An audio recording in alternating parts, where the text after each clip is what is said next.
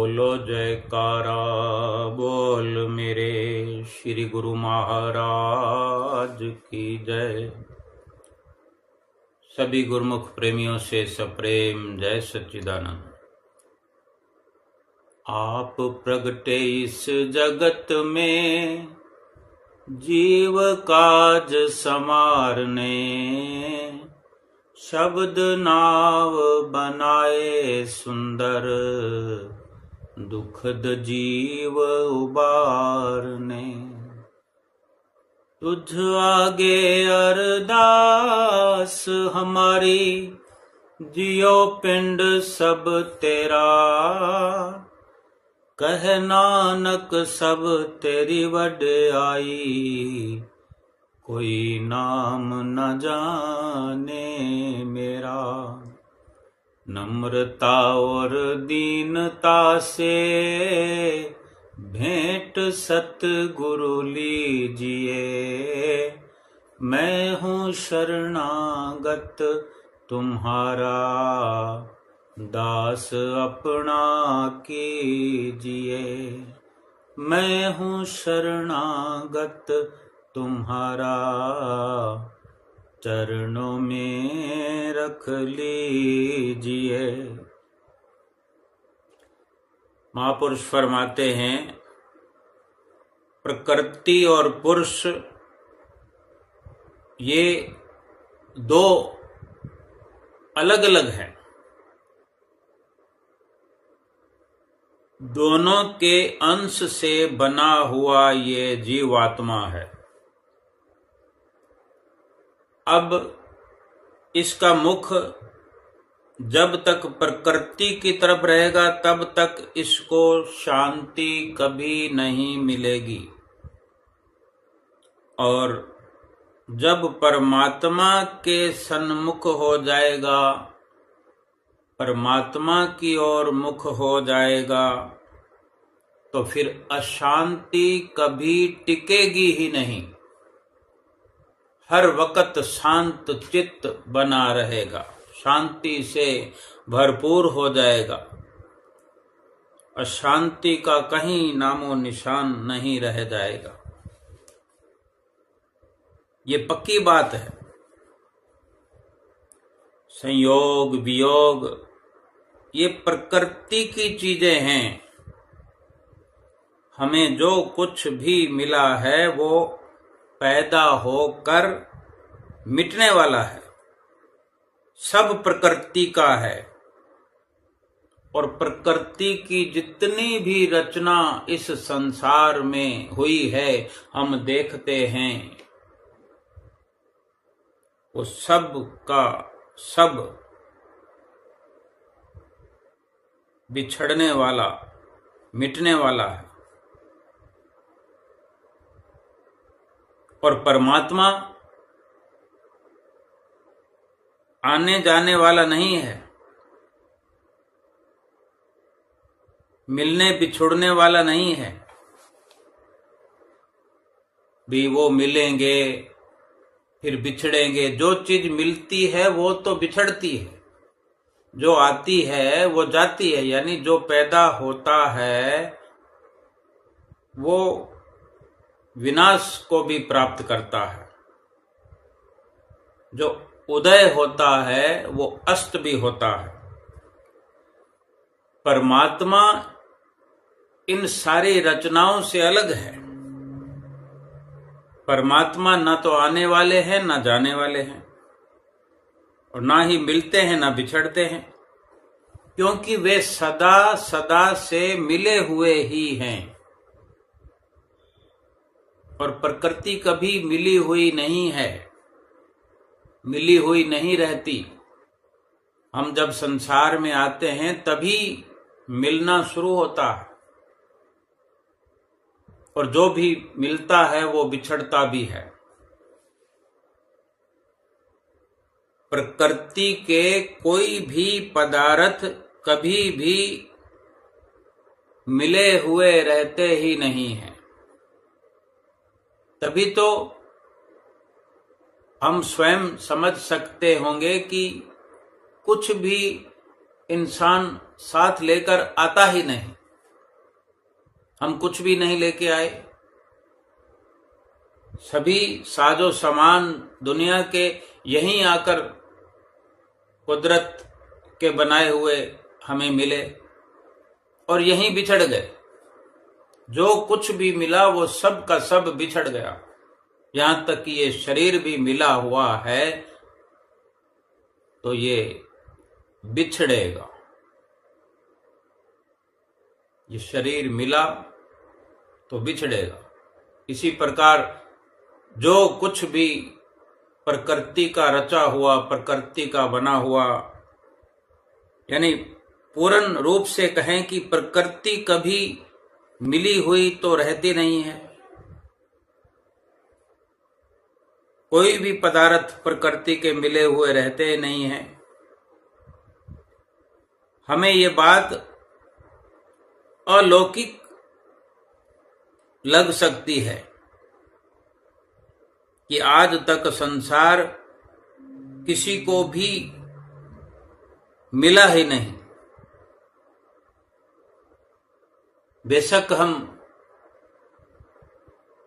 फूले न समाते हों कि मुझे ये मिल गया, मुझे वो मिल गया, मैंने ये प्राप्त कर लिया, धन प्राप्त कर लिया, बंगला बना लिया, गाड़ी बना ली, इतने खेत बना लिए, खलियान बना लिए, इतनी रिश्तेदारी बिरादरी बना ली, ये गांव के गांव मेरे हैं, ये राज्य मेरा है, ये मेरी हुकूमत है।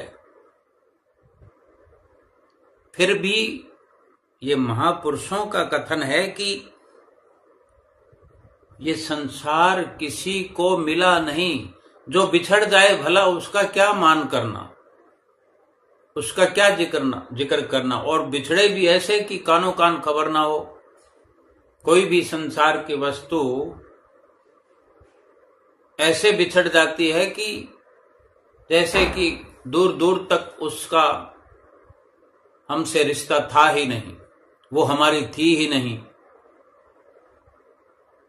ऐसी वस्तु का क्या भरोसा करना, ऐसी वस्तु के बारे में क्या जिक्र करना कि मुझे मिल गया। महापुरुषों के अपने अटल फैसले होते हैं, तभी वो अपने अनुभव के आधार पर कहते हैं कि संसार आज तक किसी को मिला नहीं,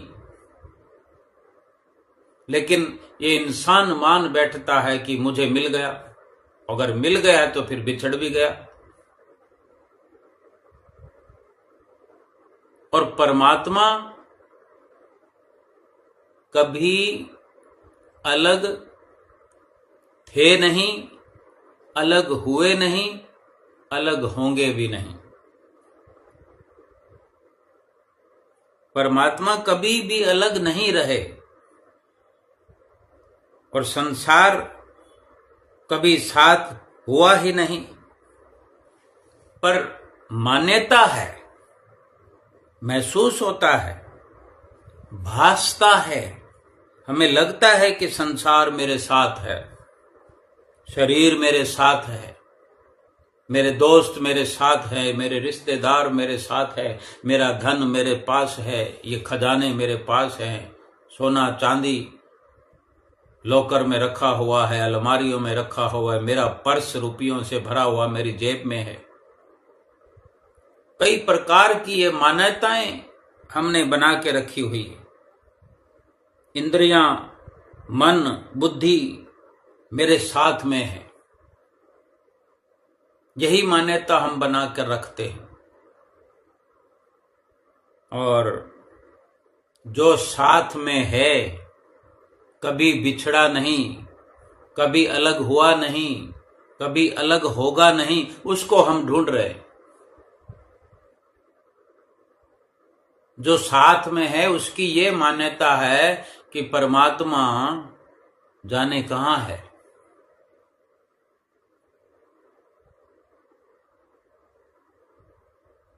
ये हम जीवों का बहुत बड़ा भूलेखा है, बड़ी भूल है। ये भी कह सकते हैं कि ये एक इंसान की, इस जीव की मूर्खता है कि जो साथ में है, जो शाश्वत है, कभी मिलता नहीं मिला हुआ रहता है, बिछड़ता नहीं कभी बिछड़ेगा नहीं। उसका हमें अंदाजा नहीं, उसकी खबर नहीं, और जो कभी मिलकर भी मिला नहीं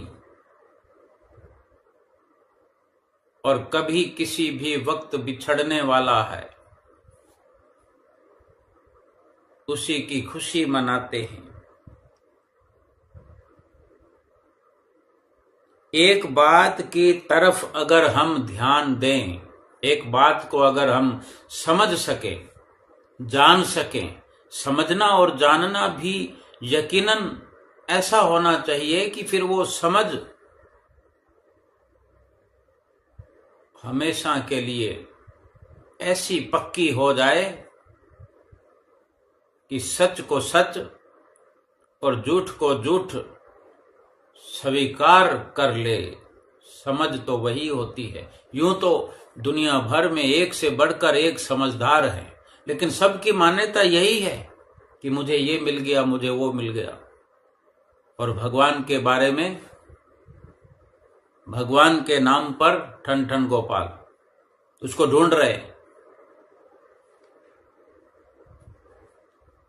अगर हम ध्यान दें, ठीक प्रकार से समझने की बात है कि परमात्मा के लिए हमारा क्या विचार है, हम परमात्मा के बारे में क्या सोच रखते हैं, क्या हमारे विचार हैं परमात्मा के बारे में। परमात्मा वो हो नहीं सकते जो कभी हो और कभी ना हो, कहीं पर हो कहीं पर ना हो, किसी के हों और किसी के ना हों। सर्वसमर्थ परमात्मा में ये सामर्थ्य ही नहीं कि वे किसी समय में हो और किसी समय में ना हो। भगवान में, परमात्मा में ऐसी ताकत है ही नहीं कि वो कहीं हो और कहीं ना हो, किसी के साथ रहें किसी के साथ ना रहें, किसी को मिलें किसी को ना मिलें, किसी देश में हो और किसी देश में ना हो, किसी भेष में हो और किसी भेष में ना हो, या किसी संप्रदाय के हों और किसी संप्रदाय के ना हो, किसी व्यक्ति के हों किसी व्यक्ति के ना हो, किसी वर्ण आश्रम के हों किसी वर्ण आश्रम के ना हो। क्योंकि भगवान प्राणी मात्र में, जीव मात्र में समान रूप रहते हैं।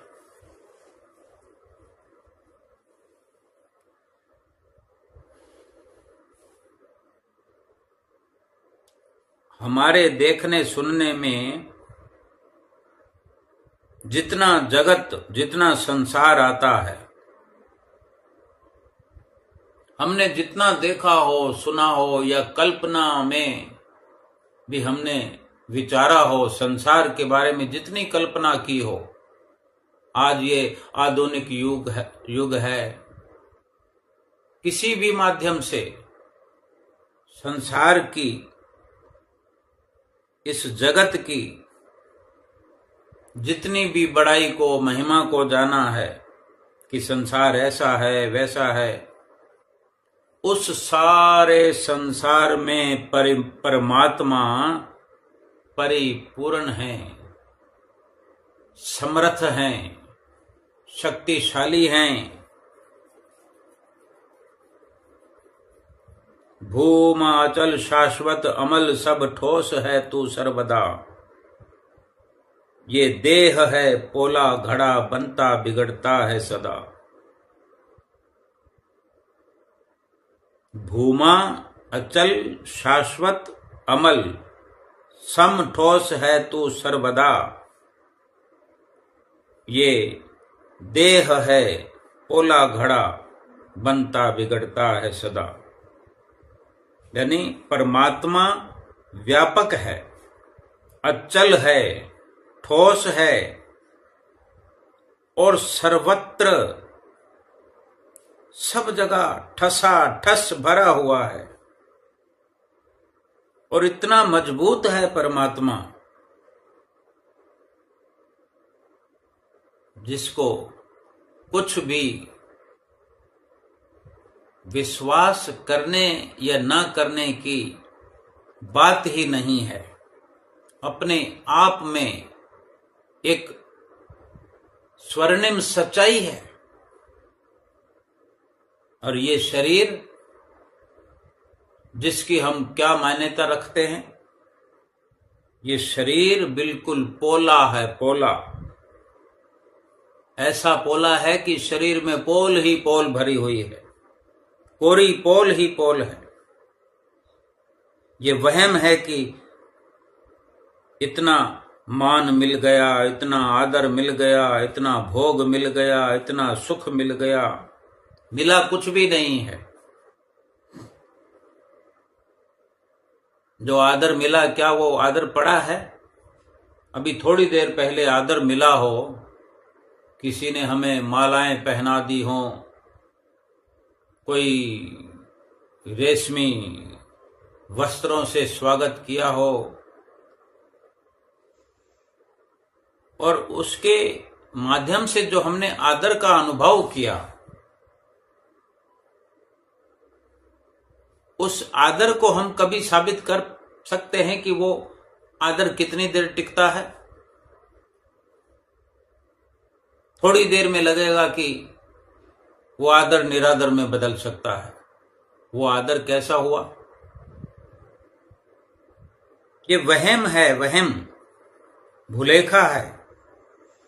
इतना भोग मिल गया, इतना सुख मिल गया, कुछ भी नहीं मिला है। ये केवल कोरा वहम है, धोखा है, धोखा। कुछ भी नहीं रहेगा। ये शरीर मिल गया, शरीर के मुकाबले में कुछ और इस दुनिया में कीमती है? अगर शरीर जाता हो, शरीर छिन रहा हो, छीना जा रहा हो, उस वक्त कोई भी वस्तु क्या कीमती लगती है इसके मुकाबले में?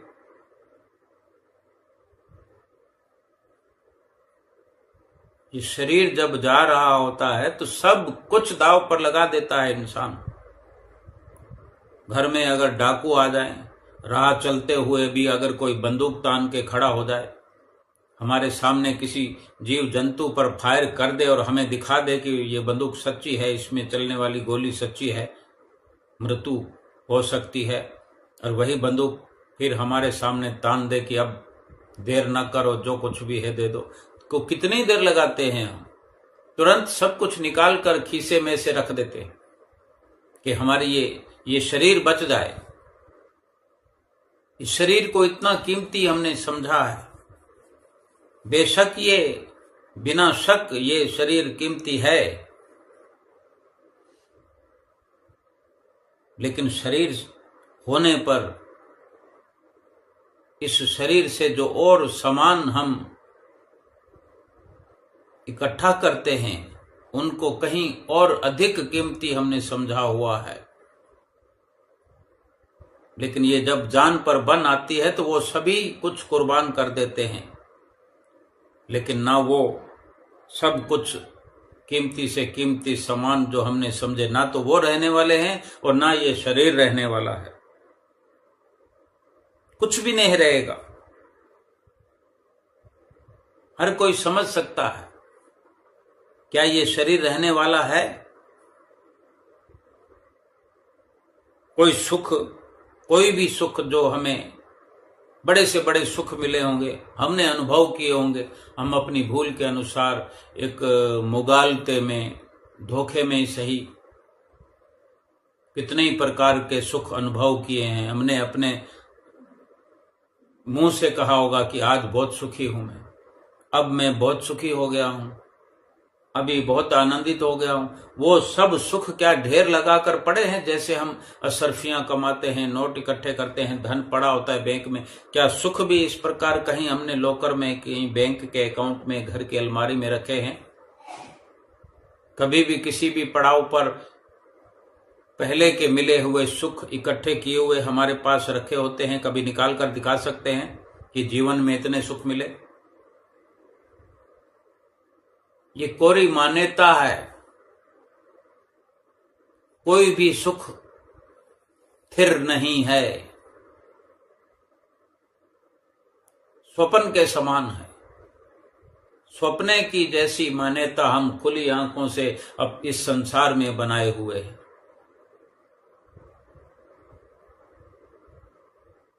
ना तो कोई अनुकूलता रहने वाली है, किसी भी प्रकार की अनुकूलता। हमने मान लिया हो कि वो मेरे पक्ष में है, वो मेरे पक्ष में, ये मेरे पक्ष में काम हो गया, ये फैसला मेरे पक्ष में हो गया, ये मेरे अनुकूल है, अनुकूल परिस्थिति होगी। ना तो कोई अनुकूलता रहने वाली है और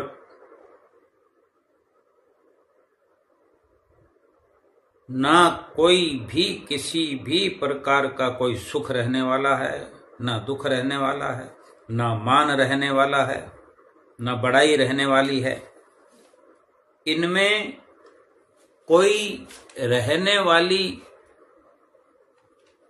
चीज है ही नहीं। कोई भी चीज रहने वाली नहीं है इस संसार में जो हमें आज तक मिलती रही है। जो कुछ भी हमें मिलता रहा हो वो सब का सब पड़ा नहीं है, बहुत कुछ बिछड़ता चला गया है। बल्कि जो हमारे जीवन की अवस्थाएं, जो हमें बचपन मिला, क्या वो बचपन है? जो युवा है उसका बचपन उसके साथ में नहीं है, वो चला गया।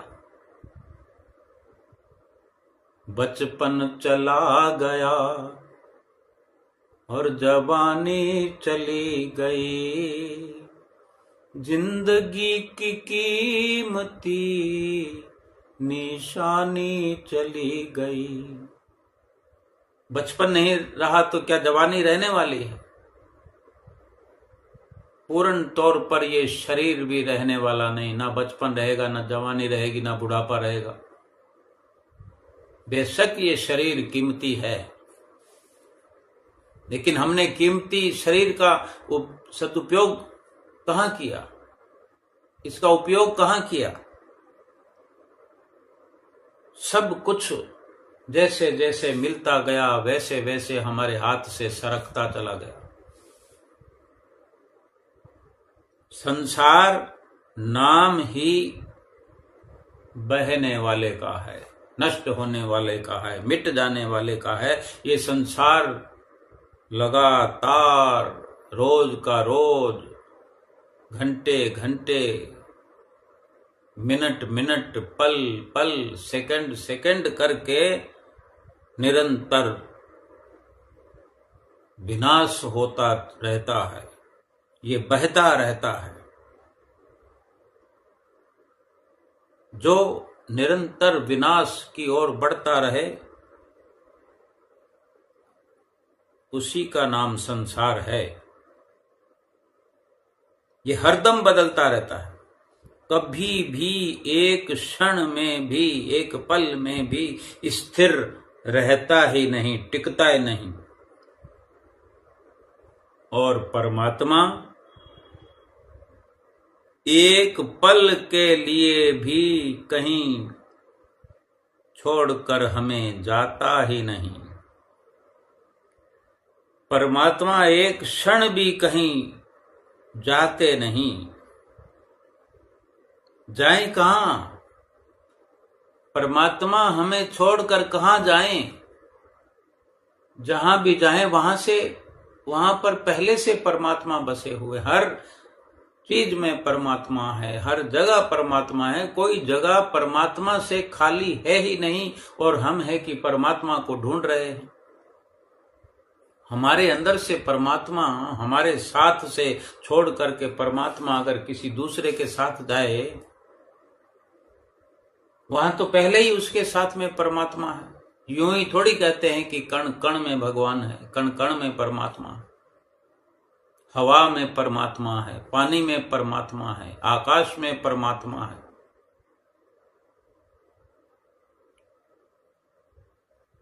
कहीं भी नहीं जाते परमात्मा एक क्षण के लिए। सब जगह परमात्मा भरे हुए हैं ठसा ठस। और यकीनन समझने वाली बात है, भगवान सबके हैं, परमात्मा सबके हैं और सब में हैं। वो मौजूद हैं, परमात्मा मौजूद हैं, फिर भी हम जीव उनसे विमुख हो गए हैं, उनसे अनजान हैं, बेखबर हैं। संसार रात और दिन नष्ट होता जा रहा है, रात और दिन नष्ट होता रहा है और होता रहेगा। फिर भी उसी को हम अपना मानते हैं। ये मेरा है, ये मेरा है, ये मेरा था। अगर कोई मेरा था हो गया तो फिर भी उसको दूसरी लाइन में उसको मेरा है कहते हैं, मेरा रहेगा, ये मेरा साथ निभाएगा, वो मेरा अच्छा मित्र था। ये कैसा विश्वास है, ये कैसा मेरा है जो है नहीं, झूठा था। वो झूठा भी अब कहने को नहीं है, उसको भी आज भी हम अपना बनाए बैठे हैं। जो नाश हो चुका उसको भी अपना बना के रखा हुआ। ये कैसा अंधविश्वास है। जो अपना है, जो कभी नहीं बिछड़ेगा, उससे हम बेमुख हैं। और जो नष्ट होता जा रहा है उसको अपना बनाए बैठे हैं।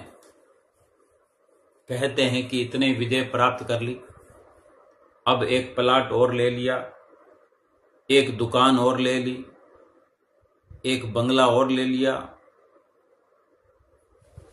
इतने बैंक में अकाउंट है, एक बैंक में और अकाउंट खुलवा लिया।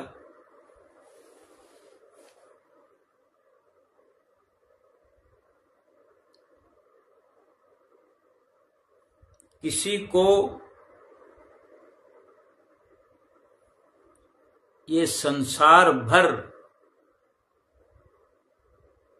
का सब कुछ मिल जाए, लेकिन किसी को भी कुछ मिला ही नहीं। सच्चाई ये है, ये जो दिखता है कि मिल गया, ये अपनी आंखों का धोखा है। केवल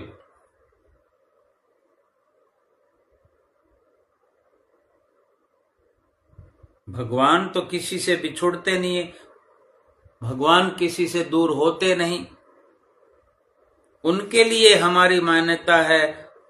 हम कहते हैं, लोग कहते हैं, ये पूरा संसार कहता है कि भगवान कोई ऐसे ही थोड़ी मिल जाएंगे, भगवान कोई इतनी आसानी से थोड़ी मिलते हैं, भगवान तो हैं ही नहीं, मिलते ही नहीं। भगवान से मिलना तो बहुत कठिन है, बड़ी साधनाएं करनी पड़ती है। पर भगवान तो सदा मिले हुए रहते हैं। हम नजर ही नहीं उधर डालते जहां भगवान हैं। जिस प्रकार से मिल सकते हैं, जिस प्रकार मिलने का तरीका बताने वाले सतगुरु इस संसार में अवतरित हैं, उनकी चरण शरण में पहुंचने से हमारी दुविधा दूर हो सकती है। वहां भी हम ठीक प्रकार से आना जाना नहीं रखते। भागों से, संयोग से अगर सतगुरु की शरण मिल गई है तो उनकी बातों पर विश्वास नहीं आता। उनकी संगत में, उनकी सत्संगत में बैठ करके आनंद की अनुभूति हम नहीं कर पाते। गाहे बगाए कुछ समय अगर हम दे भी देते हैं तो उनके वचनों का पालन हम नहीं कर पाते और वंचित रहते हैं परमात्मा से।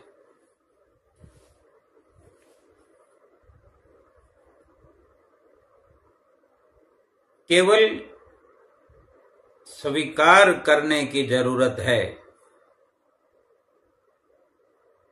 हम जहां भी देखते हैं, हम जहां भी रहते हैं, जहां भी चलते हैं, जिस रास्ते से गुजर जाएं, जिस जगह पर बैठ जाएं, उठते बैठते सोते जागते, जहां नजर डालते हैं वहां वहां पर भगवान मौजूद हैं।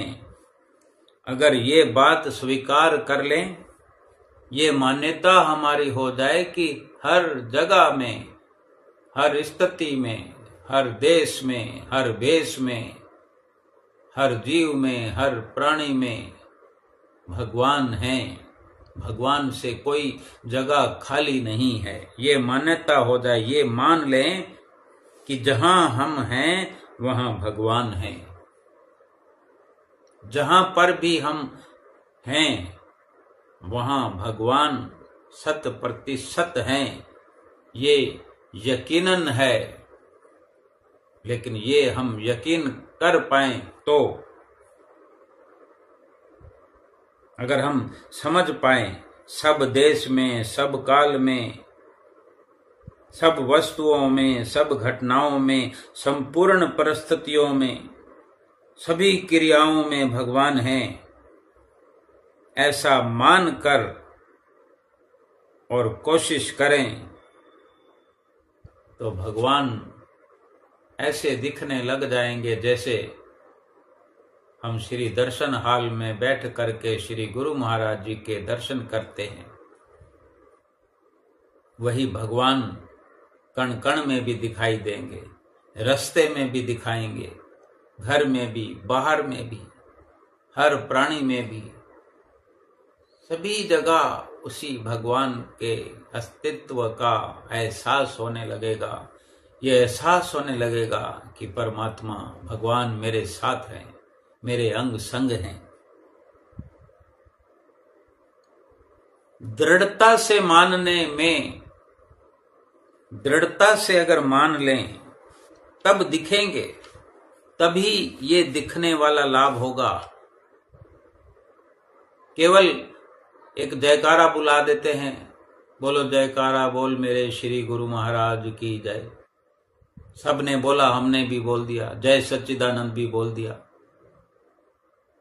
चरण वंदना भी बोल दिया, संतों महात्माओं से कर दिया, लेकिन भगवान के होने में संदेह है।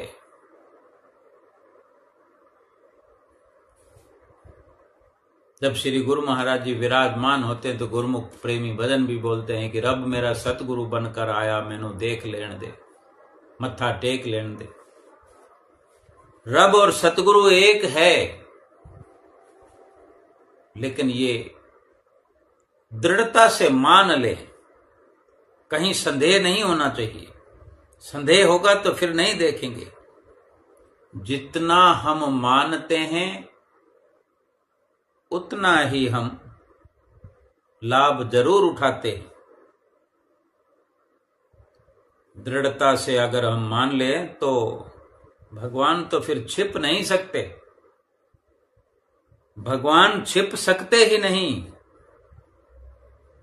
क्योंकि भगवान कृष्ण गीता में उपदेश करते हैं कि जो सब में मेरे को देखता है, यानी सभी में मुझे देखता है, ऐसा भगवान कहते हैं।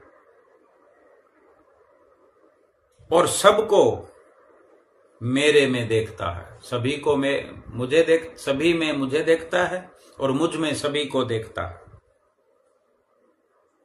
मैं उसके लिए फिर अदृश्य नहीं होता, छुप नहीं सकता, और वो मेरे लिए अदृश्य नहीं होता। ना तो भगवान भक्त से छिप सकते हैं और ना ही भक्त भगवान से छिप सकता है। भगवान तो अदृश्य हो ही नहीं सकते, ऐसे परमात्मा सब जगह सदा ज्यों के त्यों ही रहते हैं। हम भी परमात्मा के साथ रहेंगे तो हम सदा रहेंगे, अलग हो ही नहीं सकते। हमारी ऐसी मान्यता कि भगवान सब जगह हैं, उससे बड़ा फायदा यह है कि जो भगवान हमसे अलग नहीं हुए कभी, लेकिन ये मान्यता हो जाए कि भगवान हमारे साथ हैं, तो हम भी भगवान के साथ में हो जाएंगे, कभी उनसे बिछड़ सकते नहीं। हम उन्हीं के साथ रहेंगे, सदा उनके साथ रहेंगे, अलग हो ही नहीं सकते, कभी नहीं हो सकते अलग। और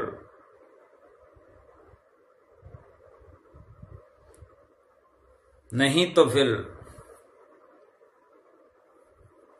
हम जानते हैं, अगर हमें संदेह है, विश्वास नहीं है, तो फिर तो गोते खाते रहेंगे, मरते और जन्मते रहेंगे, दुख पाते रहेंगे, थपेड़े लगते रहेंगे, कोई अंत नहीं आएगा।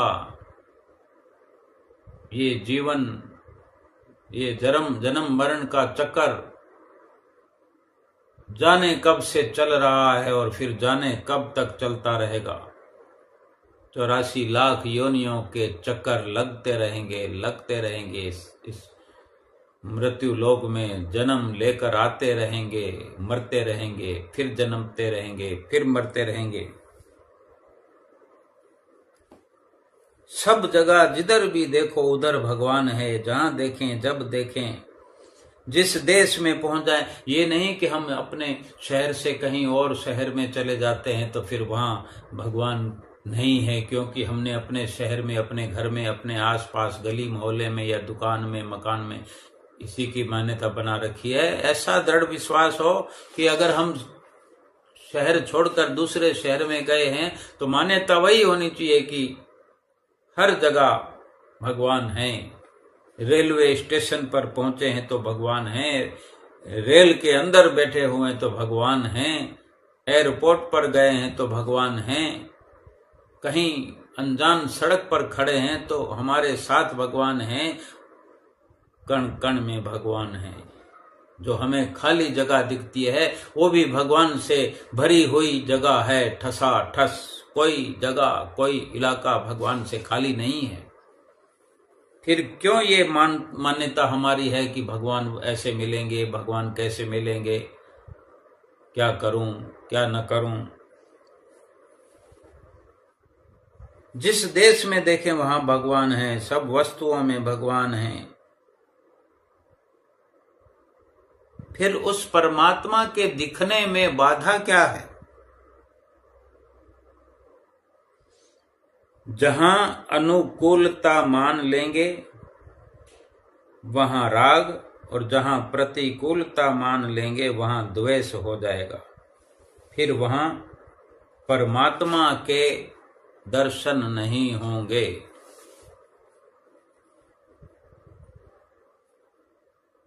अनुकूलता और प्रतिकूलता के मतलब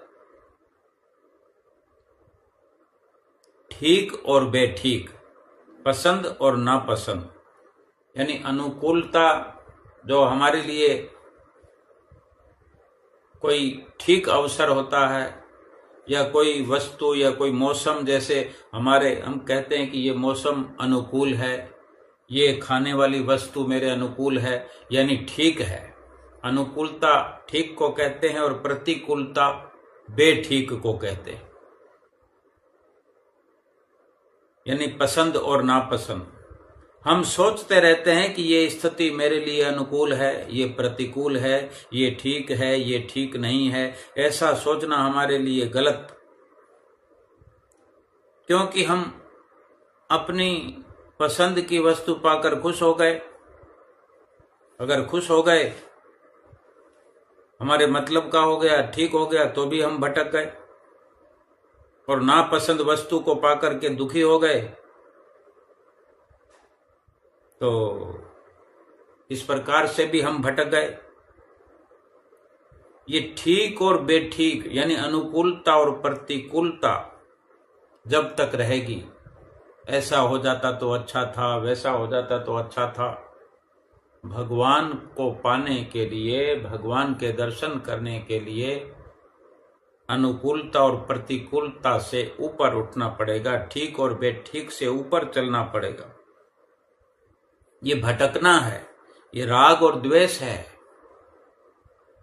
ये अच्छा है, ये बुरा है। ये राग और द्वेष दोनों ही भटकाने वाले हैं। किसी के दो पुत्र हों, एक पुत्र अच्छा हो, आज्ञाकारी हो, तो भी उसमें मोह रहेगा।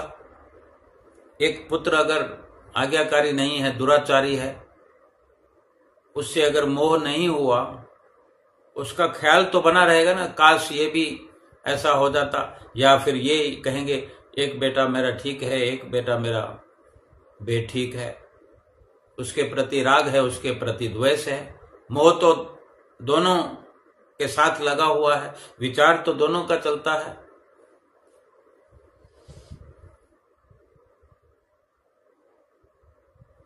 ये भटकना हमें अपनी समाप्त करनी पड़ेगी। ना पसंद वस्तु, दुख की घड़ी में भटक गए और पसंद की वस्तु में खुश हो गए तो उस खुशी में भटक गए। परमात्मा की मौज को भूल गए ठीक और बेठीक में। कोई दुख की घड़ी में उलझ करके सत्संग में नहीं पहुंचता और कोई सुख की घड़ी में उलझ करके सत्संग में नहीं पहुंचता। एक कहता है क्या करूं, दुख की घड़ी आ गई थी, किसी ने पकड़ नहीं लिया था सत्संग में जाने के लिए, रोकते हुए किसी ने पकड़ नहीं लिया था, बंदूक नहीं लगा दी थी कि अगर सत्संग में तो गए तो गोली मार दी जाएगी। और जो अनुकूलता में, यानी जिसको ठीक हुआ, कोई खुशी की लहर चल रही थी, वहां भी उसे किसी ने पकड़ नहीं लिया था, लेकिन दोनों वंचित तो रह गए ना। यही अनुकूलता और प्रतिकूलता, यानी ये ठीक और बेठीक, अच्छा और बुरा, इस अच्छे और बुरे में उलझकर अगर सत्संग से वंचित रहेंगे, भगवान के भजन सुमरन से वंचित रहेंगे तो नुकसान तो हो गया। मालिक की मौज में रहने और चलने से सुख और शांति जीवात्मा को मिलती है, मिल सकती है। एक आदमी अपनी बेटी के यहां गया, दो बेटियां थी उसकी, तो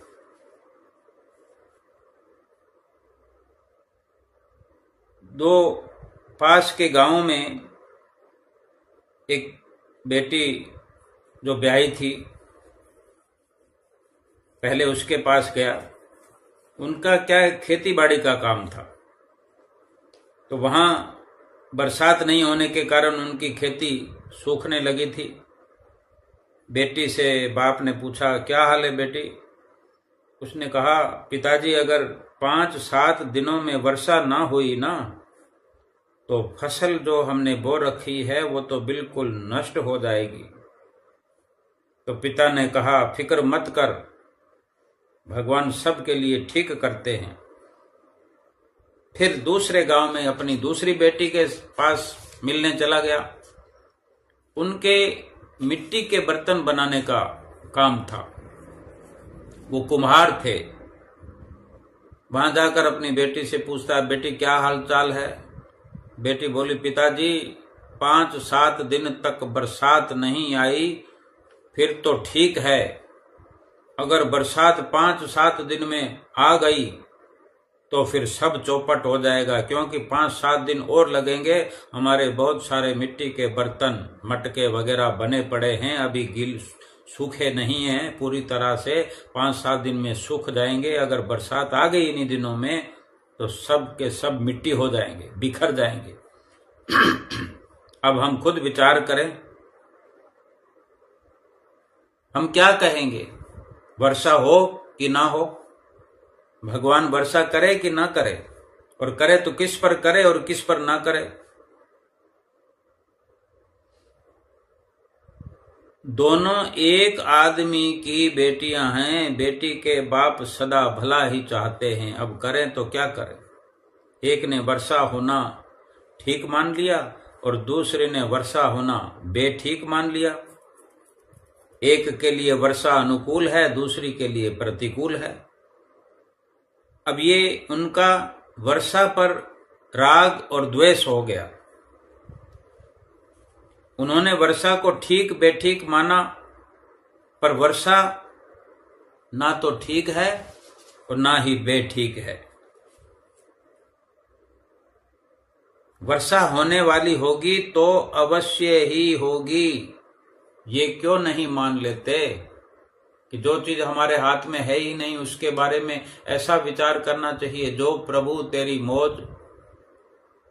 अगर बर्तन बिखरने होंगे तो बिखर जाएंगे, खेती होनी होगी तो हो जाएगी। प्रभु की मौज है ना। हमारे सोचने से, हमारे चाहने से वर्षा का होना या ना होना तो टिका हुआ है नहीं, वो तो भगवान की अपनी मर्जी पर है। वर्षा होने पर ठीक नहीं माना तो ये वर्षा में द्वेष हो गया। वर्षा होना जिसने ठीक मान लिया वो राग हो गया। इसी प्रकार हमने भी किसी को ठीक मान लिया, किसी को बेठीक मान लिया। ये संसार तो एक जैसा है, पर इसमें ठीक और बेठीक ये दो हमने मान लिया। एक संसार को हमने, एक जैसे संसार को हमने दो मान लिया और फंस गए। ठीक हुआ, बेठीक हुआ, नफा हुआ, नुकसान हुआ, राजी हुए, नाराज हुए, ये दुश्मन है, ये मित्र है, इसने मेरा मान कर दिया, इसने अपमान कर दिया, इसने निंदा कर दी, इसने प्रशंसा कर दी, इसने आराम कर दिया, इसने दुख दे दिया। अब अगर हम इन्हीं में अपने को फंसाए रखेंगे तो भगवान कैसे मिलेंगे? सोचा है कभी? जब तक हमारा रुख संसार की ओर है तो मालिक से बेमुख हैं। तो मालिक से कैसे मिल सकते? मालिक से पीठ किए हुए बैठे। मालिक हमारे सामने हैं, हमने पीठ कर रखी है, मुंह अपना संसार की ओर कर रखा है, प्रकृति की ओर कर रखा है। मालिक हमारे साथ हैं और हम अपने मालिक से अपने आप को बिछड़ा हुआ मानते हैं। हम मालिक को ढूंढ रहे हैं, मालिक हमारे साथ है। कैसे मिलेंगे मालिक से?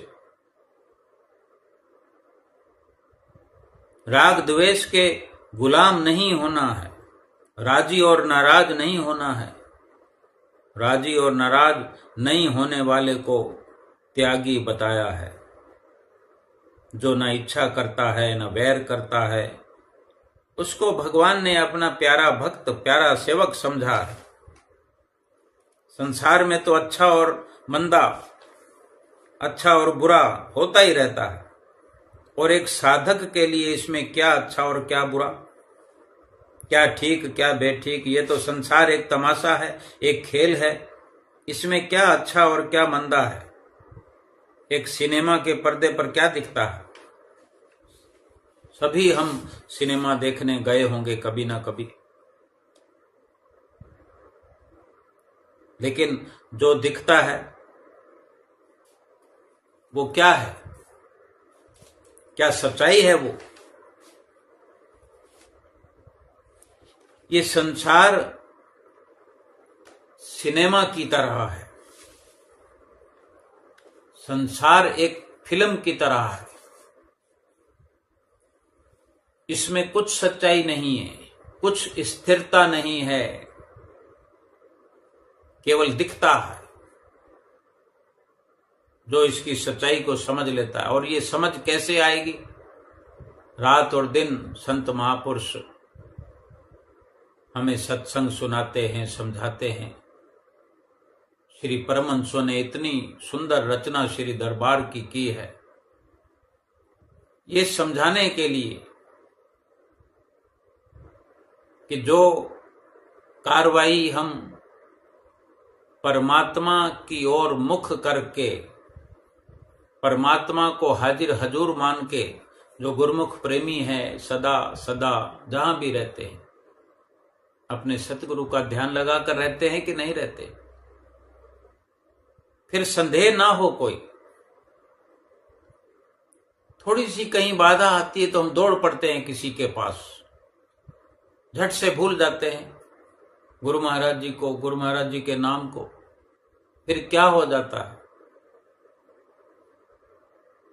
फिर क्या लाभ हो जाता है? फिर क्या सतगुरु नहीं रहते? लेकिन हमने तो पीठ कर दी, एक पल के लिए ही सही। बार बार अपने मन को विचलित होने देते हैं।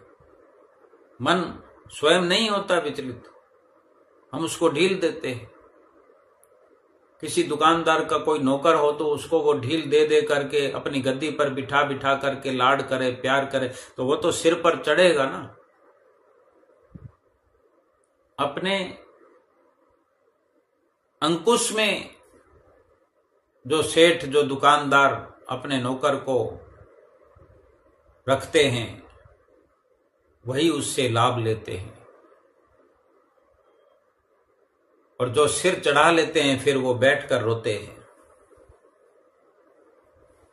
सतगुरु ने जो हमें रात और दिन समझाया है, जो सत्संग में रात और दिन हम नाम की चर्चा सुनते हैं कि नाम सत्य है, जग झूठ है, जग झूठा है, इसमें कुछ भी सच्चा नहीं है।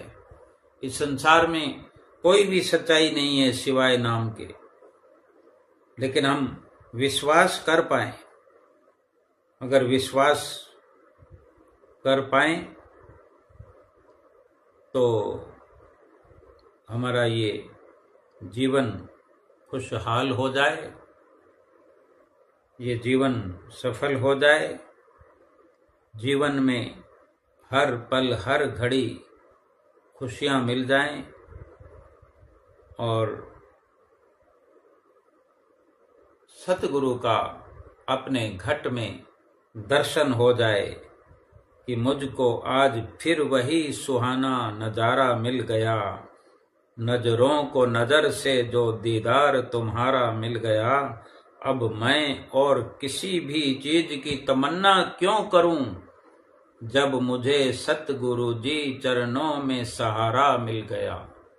बोलो जयकारा बोल मेरे श्री गुरु महाराज की जय।